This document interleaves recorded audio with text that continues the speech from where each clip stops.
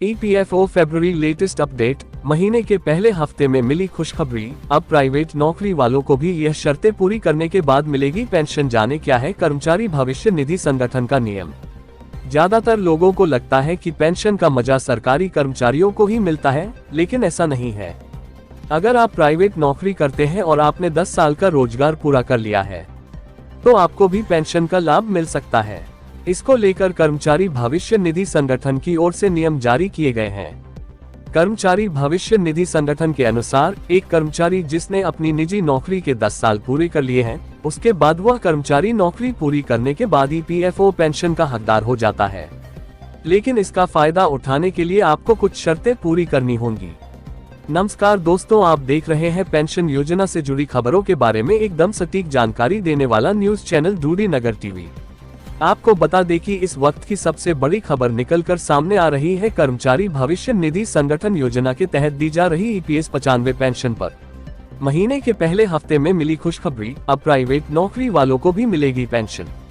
अगर आप भी किसी सरकारी या प्राइवेट सेक्टर में कर्मचारी के रूप में काम करते हैं या ईपीएस 95 पेंशन के तहत पेंशन का लाभ उठाते हैं, तो यह खबर आपके लिए बहुत ही ज्यादा जरूरी तथा फायदेमंद रहने वाली है। इसलिए वीडियो को अंत तक ध्यान से जरूर देखें, क्योंकि अगर आपने इस वीडियो को बीच में ही छोड़ दिया तो हो सकता है कि आपको ईपीएस 95 पेंशन से जुड़ी बड़ी जानकारी समझ में नहीं आए।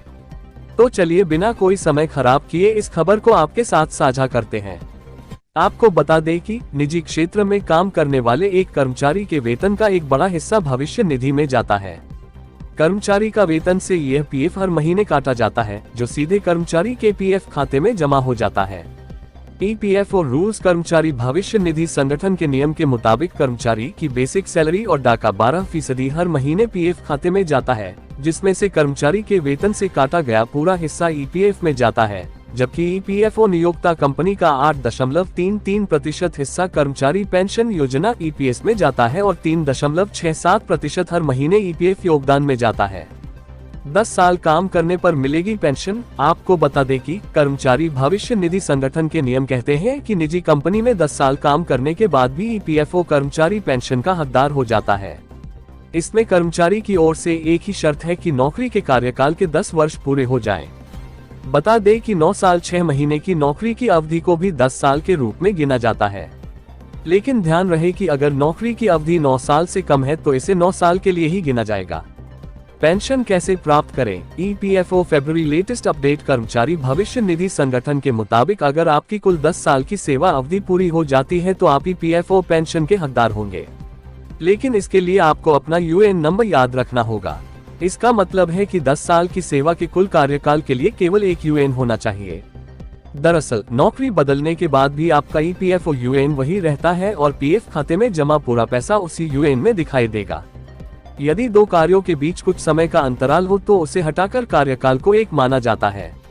यानी कर्मचारी भविष्य निधि संगठन एम्प्लॉयज प्रोविडेंट फंड ऑर्गेनाइजेशन में पिछली नौकरी और नई नौकरी के बीच की खाई को हटाकर नई नौकरी में मिला दिया जाता है।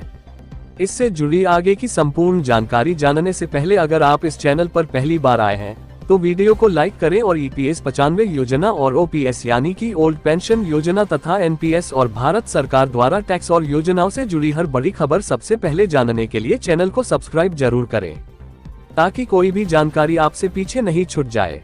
तो चलिए खबर में आगे बढ़ते हैं। EPFO latest update check. देश भर में संगठित क्षेत्र में नौकरियां बढ़ी हैं। कर्मचारी भविष्य निधि संगठन ईपीएफओ ने अगस्त 2022 में 16.94 लाख ग्राहक जोड़े हैं। यह संख्या अगस्त 2021 की तुलना में 14.4% अधिक है।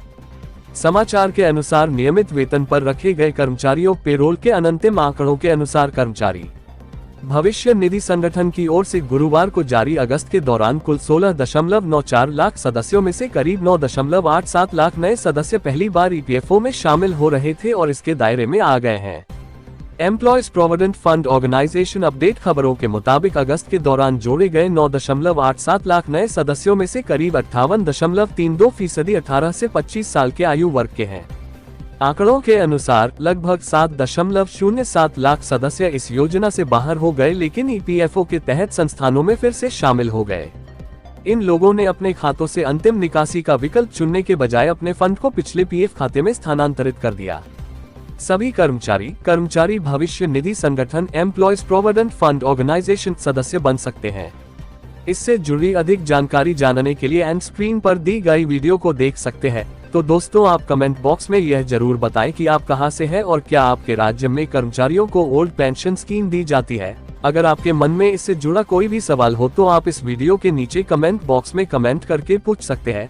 तो दोस्तों, आज के लिए बस इतना ही। जानकारी पसंद आई हो तो वीडियो को लाइक जरूर करें और हमसे जुड़ने के लिए चैनल को सब्सक्राइब जरूर करें। हम मिलते हैं किसी नए वीडियो में नए टॉपिक के साथ। तब तक जय हिंद, जय भारत, वंदे मातरम।